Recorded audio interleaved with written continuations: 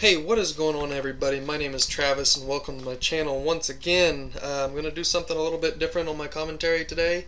I'm not going to be talking about the gameplay at all, so just enjoy some Modern Warfare 3 in the background. I know I've been missing it and I intend to play it a lot more real soon. If you're on Xbox, I plan on getting it for Xbox tomorrow. Okay, so today's subject is dating slash love advice slash my opinion on how to get the girl, basically.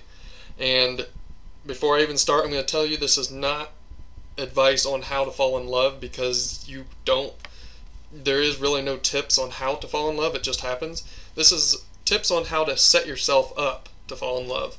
How to set yourself up to get the girl of your dreams, get the girl that you want, and just tips to help you out along the way. And keep in mind that this is all just my opinion, and these are all just notes that I jotted down while I was at work that I'm going to be looking at here. So it might be mixed up, and it's just a big jumble of information I'm going to throw at you here.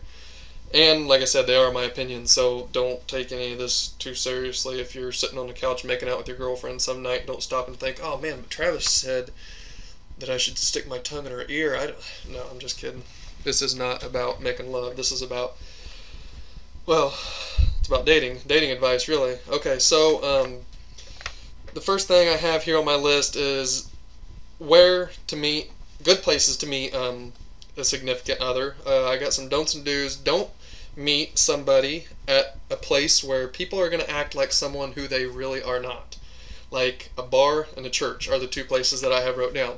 A bar, because obviously if you're at a bar, you're drinking. If you're drinking, you're not acting like yourself. And church, I say that, you know what, a lot of people will be like, well, you know, I'll go to church, I'll meet a good girl, blah, blah. Well, when you go to meet people at church, they're not acting like who they are the other 6 days of the week. They are dressed up better than normal, they're acting better than normal. It's just, it's not who they really are. So in the long run, you're going to probably find out that this person is not who you really thought they were. So that's the only two places I have on where to meet people, but I'm sure there's many more. Those are just the two that jumped out at me, and the two main places that people would meet their significant other. Okay, places where you should meet your significant other. Work, because you see the person's work ethic, you see how they react around other people, you see their attitude. You can learn a lot about them just by seeing how they work and meeting them at work. Volunteering at various places. You know, if someone's doing that, they're automatically, you know, doing something good for somebody else, and that's a good start. You know, from there, see where it goes.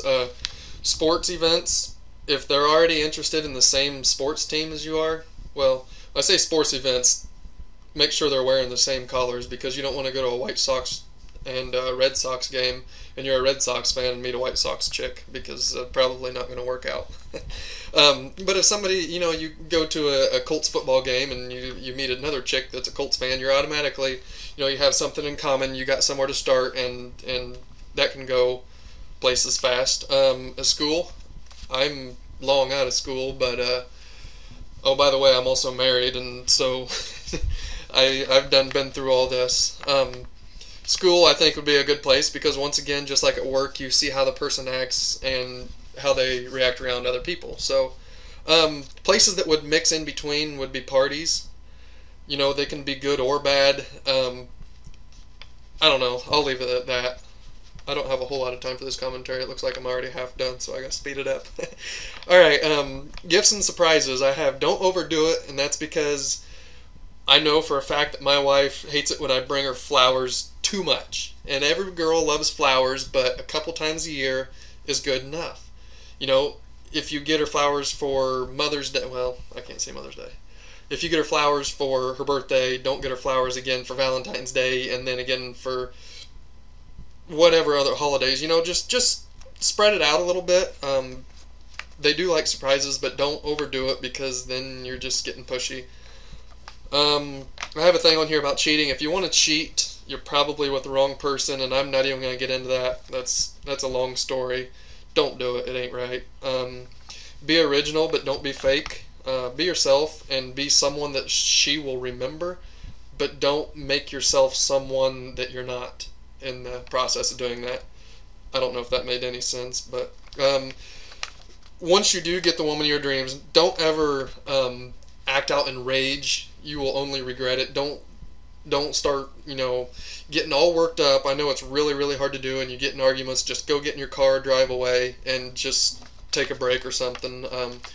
Always give her lots of respect. Don't, I don't know. I can't even, I have so much going through my mind. I have so many things I want to say, but I can't think of the words quick enough. As far as you're meeting the girl or you just start dating, I don't know if you've ever been to a car dealership where as soon as you get there, the guys come running out and they're trying to shove it down your throat, and it's about enough to make you want to get up and walk out. Don't be so high pressure, calling, texting every 10 seconds and driving the shit out of her. Be available, but don't be high pressure. You want her to know that you're there. You want her to know that you're available, and you'll listen, but don't overdo it. Humor, I have that. It's very important. Keep it fun. Life is short. It's too short to be serious, and there is times to be serious, but humor is such a big tool in people getting along together. So if you have important stuff to say to each other, don't text it. Talk, phone call, come over, hang out, sit down and talk about it, because texting is taking over everything. And I didn't have a big problem with it when I was dating and stuff, because texting wasn't such a big deal. It was still more the phone calls. But anymore with the texting, I can just imagine it's taken over everything. I got a couple more things. I might have to skip a few things because I've only got a couple minutes left in this commentary. Be stable and somewhat successful and have goals. Girls are going to be interested in a guy that is stable, dresses nice, and don't overdo that either. Don't fucking put on a suit and go to the bar.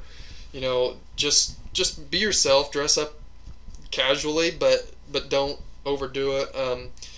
And be successful. And by that, I don't mean you have to have a job where you make $70,000 a year.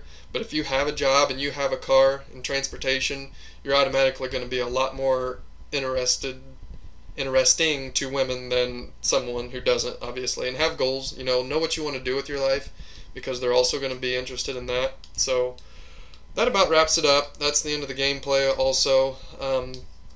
If you guys want me to do another one of these, I could go on, I think, a whole lot more. So just let me know.